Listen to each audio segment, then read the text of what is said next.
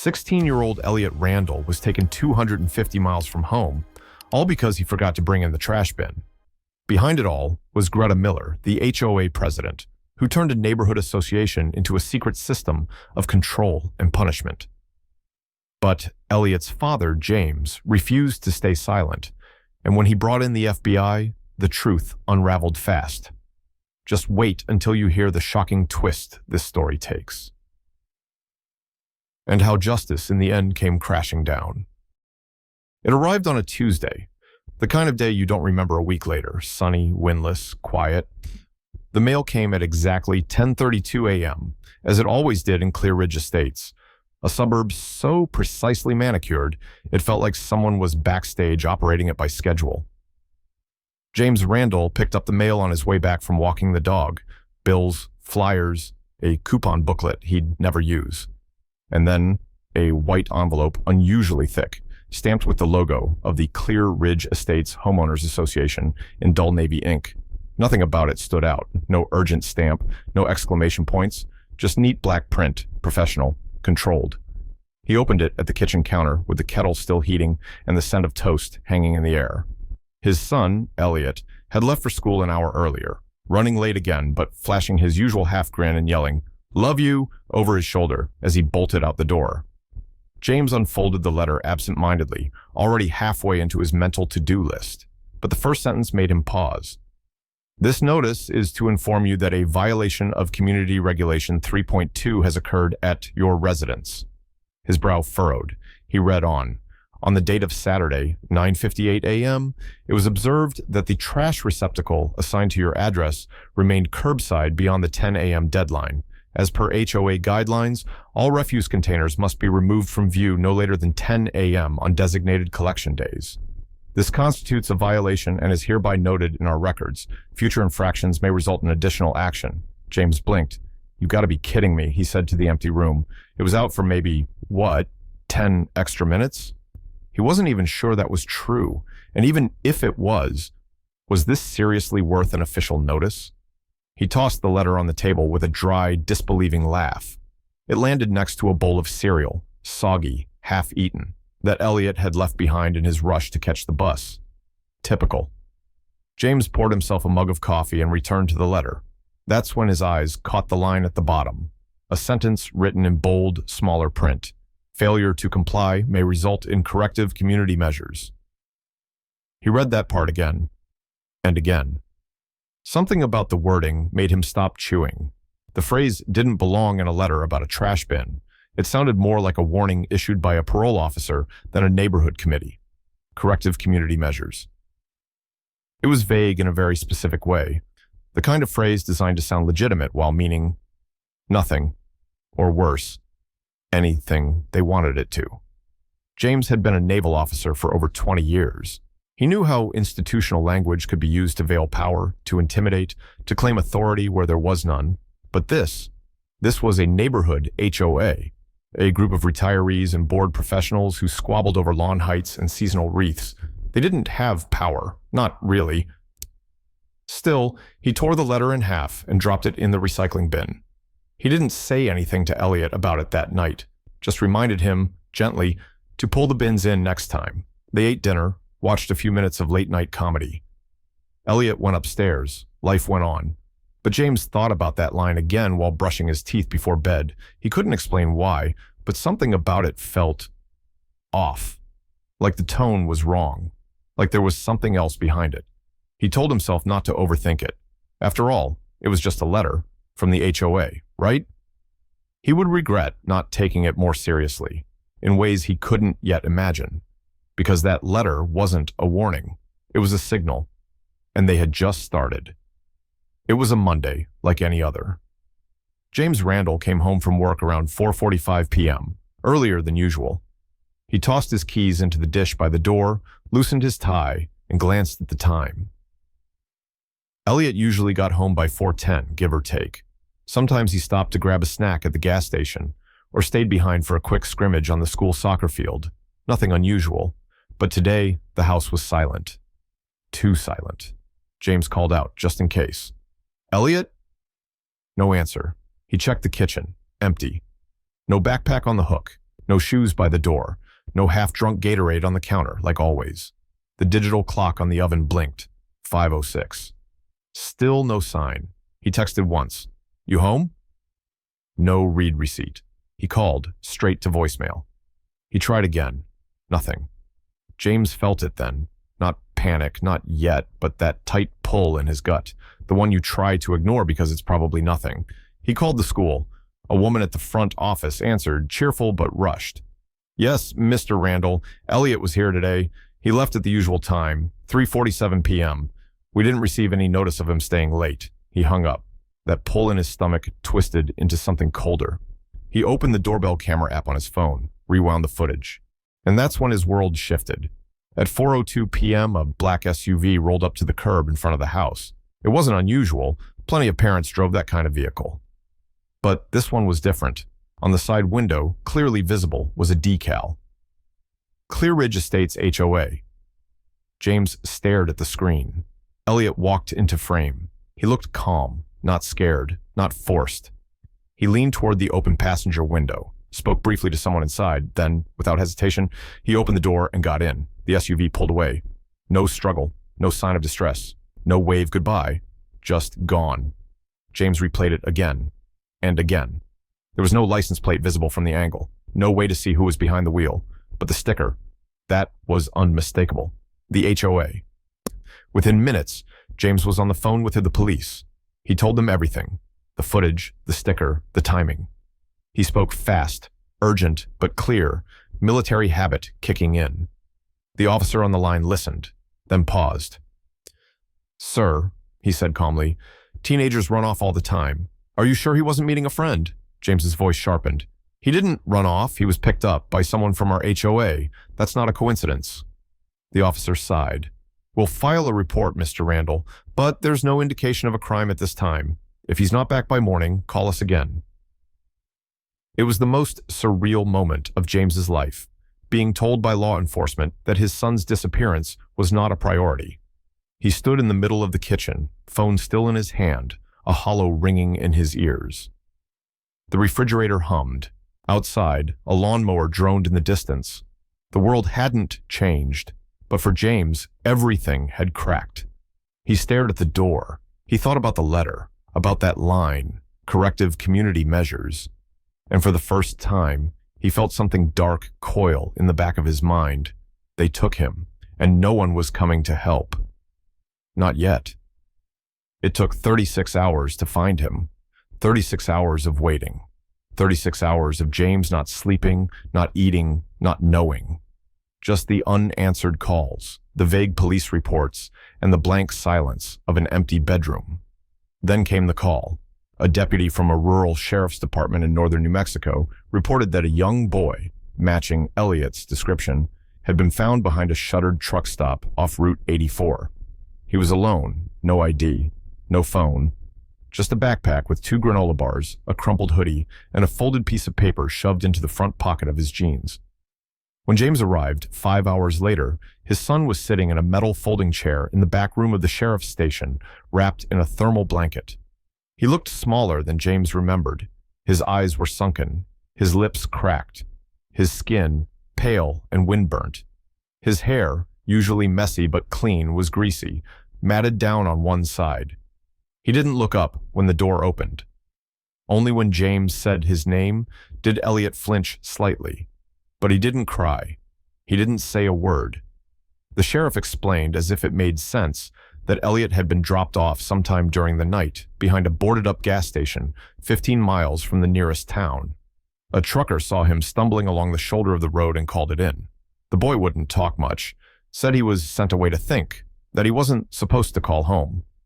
James demanded to see what was in his pocket. The deputy handed him a piece of paper, folded into a neat square. No envelope, no signature, no logo. Just a printed message. Actions have consequences. Elliot must learn responsibility. HOA. That was it. No explanation, no name, no apology.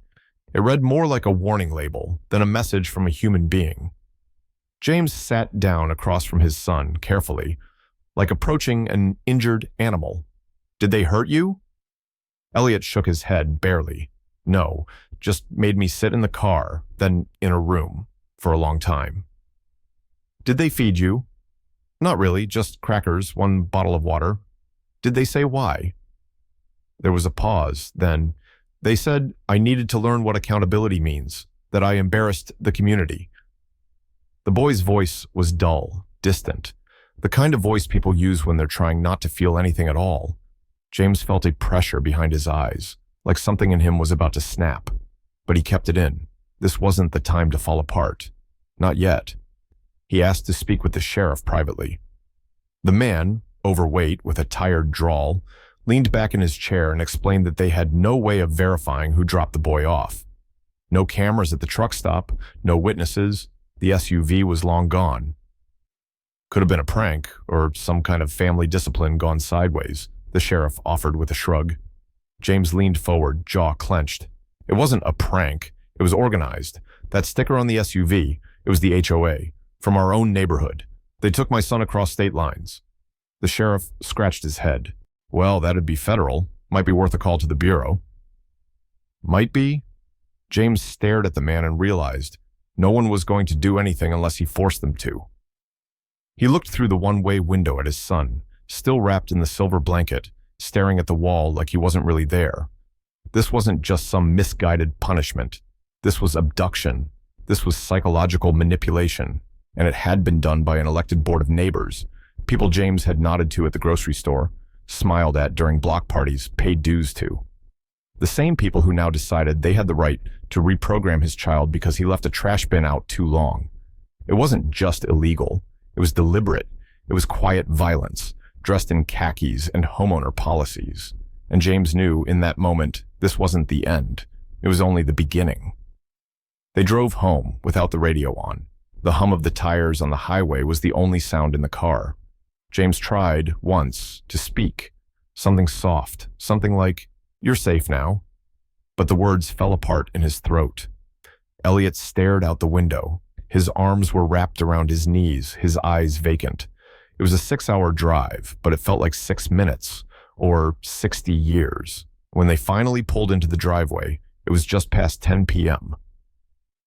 The porch light flickered on automatically. Everything looked the same. The lawn trimmed, the mailbox straight, the neighborhood quiet and manicured. But nothing was the same. Not Elliot. James unlocked the door. Elliot stepped in without a word, took off his shoes like he always did, and walked straight upstairs. Not a glance back, not a good night. The silence was louder than any scream. For the first time since his wife died, James felt something break inside the house. Something invisible, but real. Like a window had shattered, but without a sound. That night, Elliot didn't turn off the lights in his room. James saw the glow under the door as he passed by. The next morning, Elliot came down to the kitchen. He made toast, sat at the table, stared at it, didn't eat. James tried to break the tension. "Want eggs?" he asked gently. Elliot shook his head. A pause. Then, the sound of the doorbell. It was nothing, just a package. But the click of the chime made Elliot flinch so hard, his chair scraped backward across the tile. He stood frozen for a second, then muttered, "Sorry," and walked back upstairs. The boy who used to make dumb jokes about cereal box prizes, the boy who once taped googly eyes onto every can in the pantry, that boy was gone, and in his place was someone quieter, smaller, like he was still trying to take up less space in the world. James knew he needed help, not just answers, not just justice, but healing. So he scheduled an appointment with a trauma therapist, someone who specialized in adolescent PTSD. It took 3 sessions before Elliot said anything beyond yes or no. In the 4th session, he spoke. "They didn't yell," he told the therapist. "They didn't hit me. That's what makes it worse, I think. They just kept saying it was for my own good." He described the car ride, the silence, the lectures, how they used words like structure, character, consequences. One of them said, "Your dad's military. He'd get it. He'd probably thank us." Elliot's voice cracked when he said that. James sat outside the room during those sessions, staring at the wall, listening to muffled fragments through the door, and with each word, each new detail, his stomach churned. They didn't beat his son. They didn't scream or lock him in a dungeon. They didn't need to. What they did was quieter, more calculated, more permanent. They stripped away his safety. They used authority as a weapon. They convinced the child he deserved to disappear. And all of it was done under the banner of community values. Elliot had not misbehaved. He had not broken laws. He had not hurt anyone. He had left a trash bin on the curb, and for that, they decided to break him. This wasn't discipline. It was abduction, wrapped in suburban politeness. And now, James knew. If he didn't fight back, no one else would. James Randall had spent a career navigating bureaucracy. He understood chains of command, official channels, the way systems protected themselves. So when local law enforcement failed to act, he didn't argue. He adapted. He came back with a lawyer, a civil rights attorney from Phoenix, sharp, calculated, quietly furious. They refiled the report, submitted formal complaints, delivered a cease and desist to the Clearridge Estates HOA office, hand-delivered and notarized. But even with legal pressure, the progress was glacial. The HOA stonewalled. So James took the next step. He sent the footage, Elliot getting into the SUV, along with the letter, the folded note, and the therapist's report directly to the Federal Bureau of Investigation. Within 72 hours, the FBI opened a case. The first clue came from a former HOA board member, someone who had quietly resigned a year earlier citing personal reasons. In a recorded interview with agents, he mentioned a phrase he'd heard during a closed meeting, accountability and order initiative. It sounded like PR jargon at first, but then the Bureau pulled archived HOA board minutes, internal emails, and communications between members. What they found was worse than anything James expected. The initiative had a name, a structure, and a mission. Officially, it was marketed as a community-based behavioral improvement program, a voluntary correctional mentorship for local teenagers who displayed non-compliance with HOA standards or community norms. It wasn't listed in public HOA documentation. It didn't go through any legal channels. And yet, under the leadership of Greta Miller, the HOA president, a retired corporate compliance officer, known for her rigid interpretation of bylaws, the program had been quietly operating for over 2 years. Its targets were always the same: teenagers labeled as disrespectful or lacking discipline. Mostly boys, aged 13 to 17. Always from families who were new to the neighborhood or less active in community meetings. The corrective measures varied. One 14-year-old was taken from school under the pretense of a mentorship ride-along, then forced to mow 12 properties in one evening with no breaks. Another was assigned night patrol, tasked with guarding a half-finished cul-de-sac construction site. He was told to report any suspicious activity and wasn't picked up until dawn. A boy named Mason, 15, was locked overnight in a tool shed after using profanity during a homeowners meeting. When he told his parents, they were threatened with fines for defamation of board members. None of the families had gone public, not until James. Some were embarrassed, others intimidated. Greta was known for sending legal-looking letters and citing obscure codes from the HOA charter, threatening violations that could lead to liens or forced property sales. And it worked. She'd built a regime, not through violence, but through procedural tyranny. Everything looked legitimate on paper, structured, documented. The language was always professional. The actions, anything but. What happened to Elliot wasn't an isolated case. It was part of a pattern, a system designed not to protect the community, but to control it. And worse, many residents had known something was going on. They had seen boys cleaning sidewalks late at night. They had heard stories, whispers, rumors. But no one questioned it, because it wasn't happening to their kid. Until now, the system didn't break. It functioned exactly as it was designed, under the guise of order, structure, and good intentions. It wasn't one rogue person. It was an entire network of sanctioned cruelty, hidden in plain sight. And for the first time, that system was starting to unravel. The arrests came swiftly and without ceremony. Greta Miller, president of the Clear Ridge Estates HOA, was taken into federal custody along with 2 senior board members, Curtis DeWitt, and Linda Jacobson. No warnings, no last meetings, just a clean extraction by federal agents who escorted them out of the HOA building in broad daylight. The quiet street watched in stunned silence. The charges were serious. Unlawful detainment, transport of a minor across state lines, conspiracy to commit coercion, abuse of authority. Each charge traced back to a system Greta herself had built, one she once referred to in internal emails as an accountability and order initiative. At a press conference that same afternoon, FBI spokesperson Natalie Dawson didn't hold back. This case reflects a disturbing level of organized coercion masquerading as community governance. It is a clear example of suburban authority taken to an unlawful extreme. Documents released shortly after revealed how calculated it all had been. Emails showed Greta describing local teens as assets in need of shaping. She called the initiative a soft boot camp and argued it was more effective than anything their parents could do. Curtis had approved overnight monitoring assignments.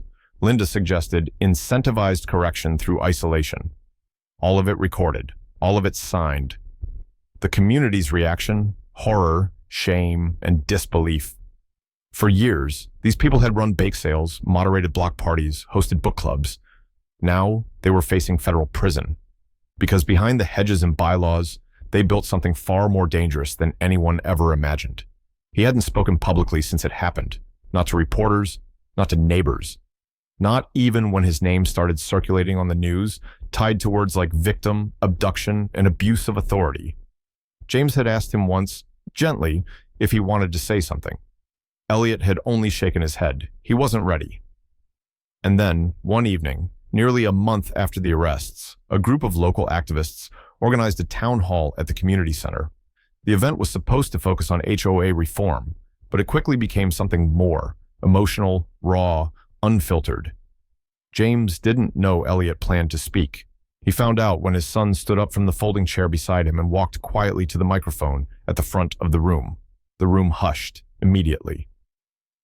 Elliot stood there, visibly nervous, one hand gripping the edge of the podium. The microphone squeaked as he adjusted it, his breath catching slightly.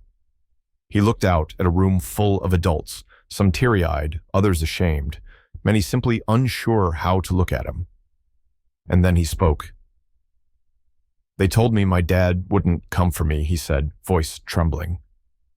"They said he was probably too busy, that I needed to learn to take care of myself." A pause. "They said rules matter more than people."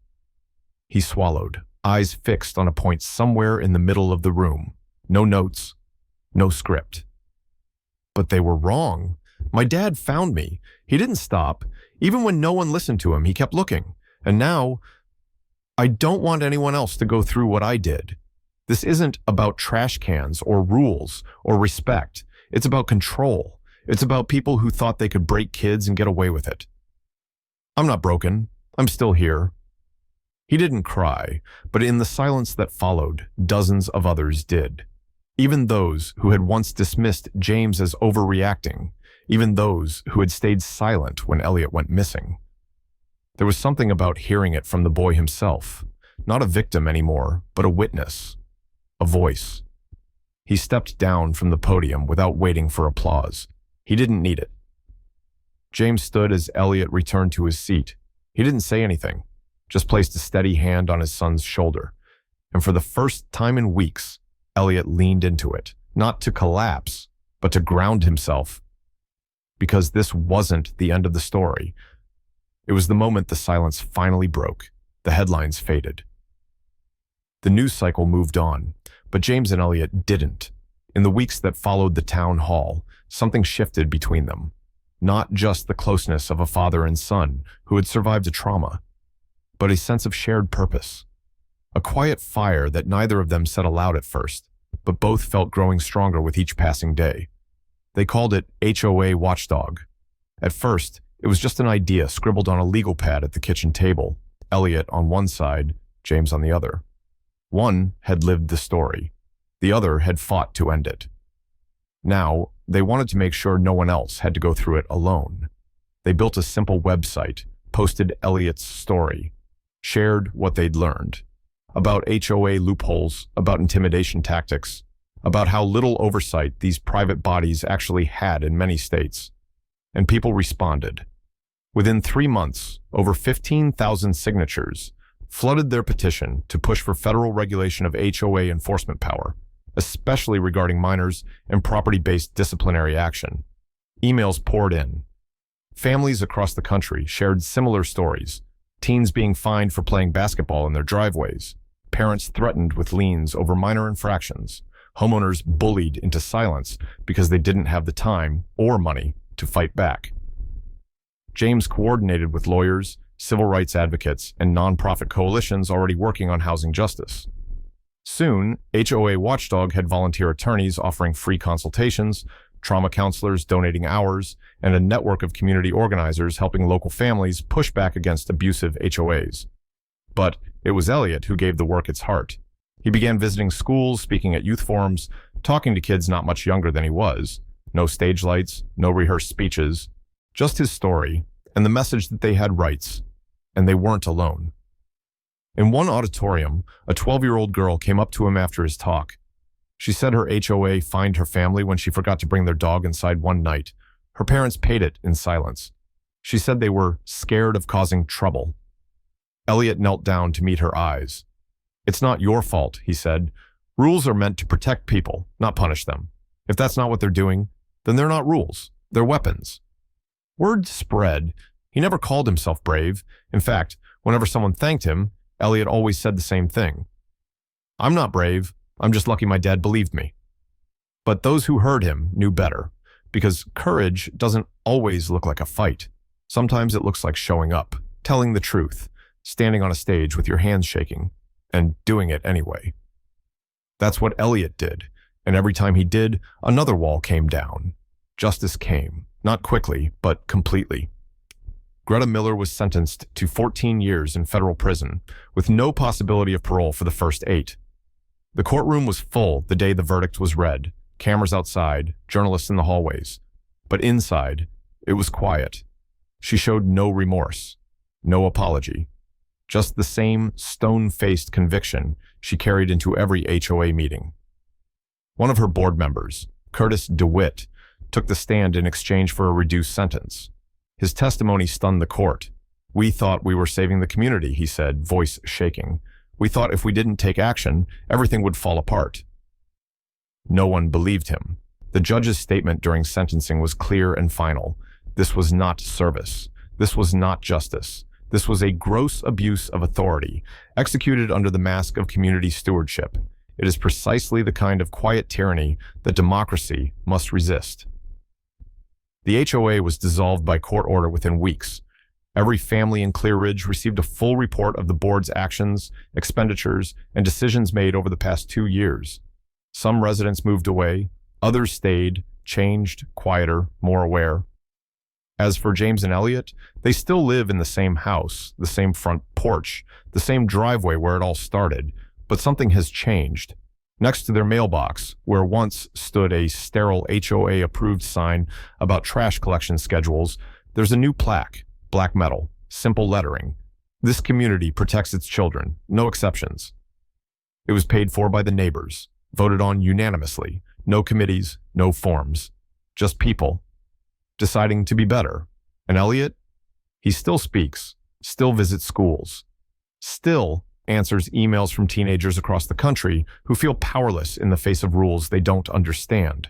He tells them that silence doesn't mean safety, that rules aren't sacred, and that the only thing worse than being targeted is believing you deserve it.